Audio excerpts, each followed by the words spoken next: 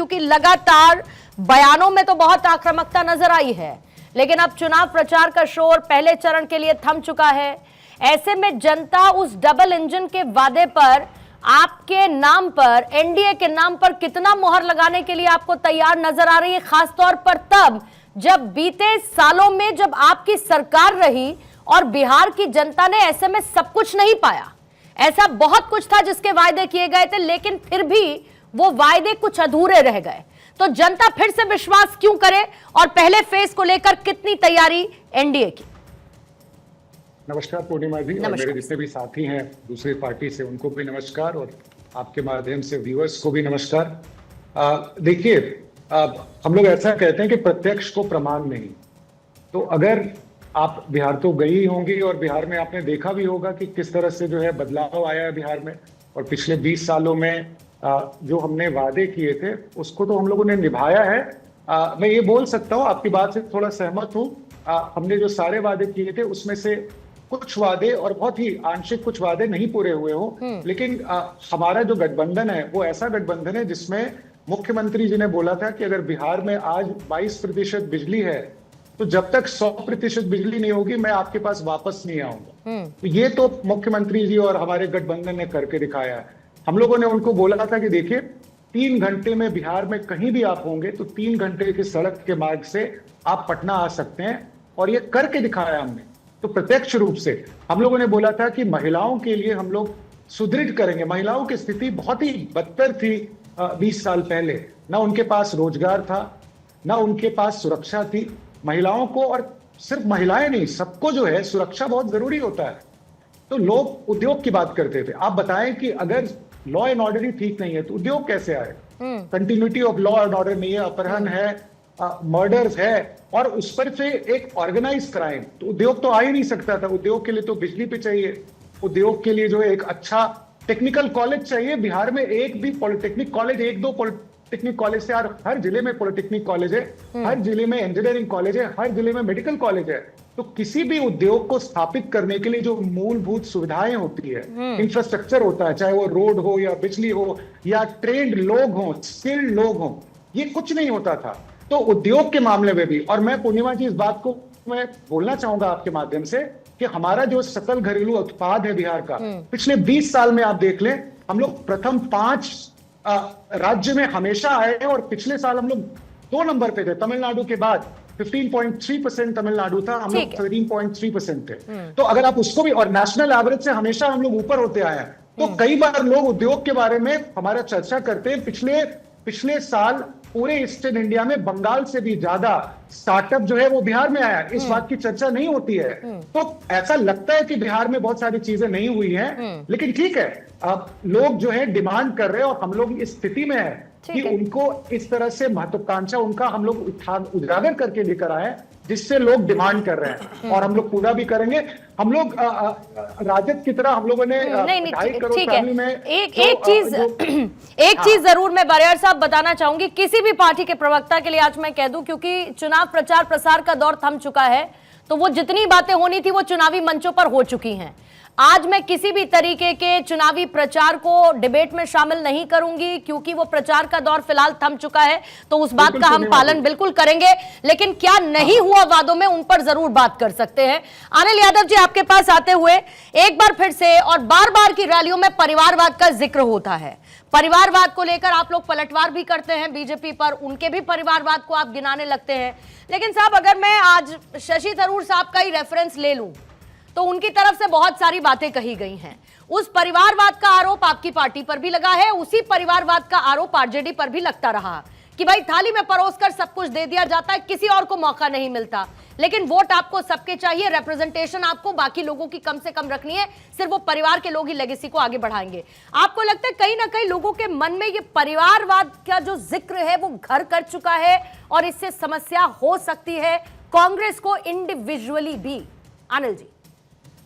देखिए पूर्णिमा जी, मैं समझता हूं जहां तक परिवारवाद की बात है, निश्चित तौर पर भारतीय जनता पार्टी का भी परिवारवाद देखना चाहिए। सभी दलों का जब चर्चा हो तो सभी दलों की हो। हम ये भी कह सकते हैं कि भाई जैसा जो है अमित शाह जी के जो बेटे हैं, उन्होंने क्रिकेट में कौन सी महारत हासिल कर रखी है। कितने नौजवान ऐसे हैं जो क्रिकेट में एक से एक उपलब्धियां हासिल करने के बाद भी कुछ नहीं हो पाते हैं, लेकिन क्योंकि वो अमित शाह के बेटे हैं तो उनको उस में शीर्ष जगह पे बिठाया जाएगा।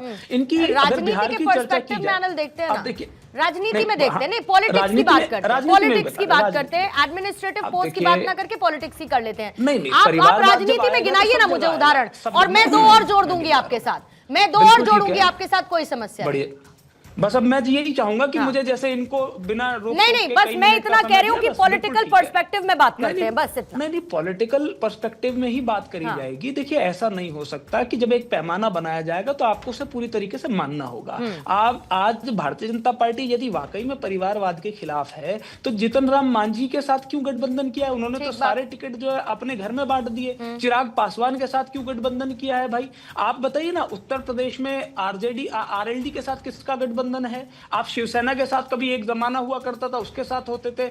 एसएडी के साथ पंजाब में होते थे, आप हरियाणा में जेजेपी के साथ होते थे। ये सब तो परिवारवाद वाली पार्टी है। तो जब आपको सत्ता चाहिएगी तब परिवारवाद अच्छा हो जाएगा, लेकिन जब आक्षेप करना होगा तब आपके लिए खराब हो जाएगा। और अपने अपने दल में देखिए ना, आज राजनाथ सिंह जी के बेटे ही क्यों एमएलए बनेंगे वहां से। और यहाँ देखिए, मैं समझता हूँ आज इंपॉर्टेंट बात बिहार की है। बिहार का प्रथम चरण का चुनाव का प्रचार जो खत्म हुआ है, बिहार की जनता ने तीन चीज भारतीय जनता पार्टी की देख ली। एक तो इनका अलोकतांत्रिक चेहरा, एक इनका आपराधिक चेहरा, और तीसरा इनका भ्रष्टाचारी चेहरा। मैं ये पूरी जिम्मेदारी से इसलिए कह रहा हूं क्योंकि केंद्र में सरकार में मंत्री ये कहता है कि यदि कोई आपके पक्ष में वोट ना डालने जाए तो और नहीं देगा तो आप उसको घर से ना निकलने दें। आपने देखा कि किस तरीके से इनके गठबंधन के प्रत्याशी पर हत्या का आरोप लगा और उसमें एफआईआर हुई है, उसको जेल भी जाना पड़ा है।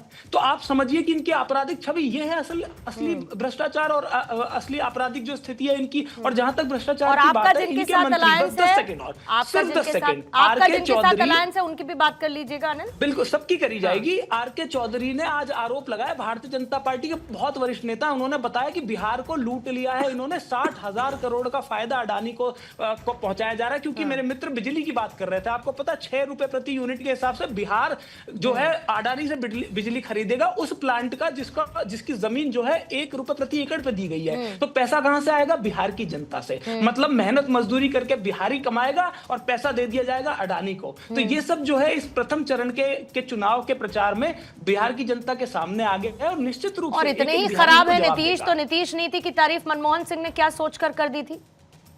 नहीं, हम तो कह रहे हैं, हमने तो भारतीय जनता पार्टी, आज नीतीश जी भाई एनडीए है ना सर, एनडीए है ना, चेहरा तो नीतीश कुमार है ना। अरे चेहरा तो नीतीश कुमार है ना सर। आप बिल्कुल ठीक कह रही हैं, नीतीश जी चेहरा है, लेकिन वो सिर्फ चेहरा है, चेहरा और मोहरा भी है वो साथ साथ। ठीक है, वो सरकार भारतीय जनता पार्टी ये बताया ना कि उन्होंने कितने, लेकिन आपने अपने साथी की बात नहीं की। बालियाल साहब का पहले मैं जवाब ले लेती हूँ, फिर उसके बाद आरजेडी के पास भी जाऊंगी, श्याम कुमार जी भी हैं। बालियाल साहब, सबसे पहले तो मैं भ्रष्टाचार के बारे में बात करूं अपने मित्र से। यहाँ के जो बिहार के युवराज हैं उनके खिलाफ जो है करीब करीब 27 केस है, और जो देश के युवराज हैं उनके खिलाफ भी वो भी बेल पे ही चल रहे हैं। तो भ्रष्टाचार के बारे में तो वो बात ही ना करें। अगर बात करना शुरू करूंगा तो लंबी फहरिस्त निकलेगी, वहां तो कुछ बात कर नहीं सकते, मुंह दिखाने के लायक नहीं रहेंगे अगर भ्रष्टाचार की बात करें तो। दूसरा जो बात कर रहे थे परिवारवाद की, तो आप मुझे पूछिए और पूरे देश को पता है कि अगला जो है कांग्रेस पार्टी का प्रेसिडेंट, अगला जो सर्वे सर्वा कौन होगा वो सबको पता है। लेकिन आप भारतीय जनता पार्टी में एक सेकंड मेरी बात कंप्लीट हो जाने दीजिए, उसके बाद आप बोल। मैंने आपके बीच में नहीं बोला, रेस्पेक्ट है आपके लिए। लेकिन भारतीय जनता पार्टी में अगला जो है, भारतीय जनता पार्टी का कौन सा प्रेसिडेंट होगा किसी को भी नहीं पता है। अगला प्रधानमंत्री कौन होगा किसी को पता नहीं है। लेकिन राजद में पता है, सबको पता है कि अगला कौन होगा। कांग्रेस पार्टी में सबको पता है। इस विचार के खिलाफ भारतीय जनता पार्टी। तो अगर इस बात की परिवारवाद, ऐसे नहीं हम लोग बोलते परिवार, और इसी बात का शायद शशि थरूर इनके अपने नेता है, तो पहले तो आप जाके शशि थरूर को बोलें जो कह रहे हैं। वो तो शशि थरूर कह रहे हैं कि परिवारवाद है, भ्रष्टाचार है। तो इन सब चीजों के बारे में तो क्या उनको अपना नेता नहीं मानते? छोटा सा जवाब। तो ये तो दूसरी बात है। तीसरी बात जो उन्होंने बोली, तो देखिए बिहार की जनता समझदार है, उन्हें पता है कि नीतीश कुमार ने क्या करके दिखाया पिछले 20 साल में। इनका जो रोड मैप देते हैं उसमें तो अगर 10 रुपए मेरे चेहरा पॉकेट क्यों नहीं में है, बना तो कहते देते? भाई आप कहिए 80 कि रुपए मुख्यमंत्री देंगे। बनाएंगे उन्हें, तब तो लगे कि नीतीश कुमार की बात हो रही है। मेरी बात कंप्लीट कर दीजिए, आप अपने समय में अपनी बात रखिएगा।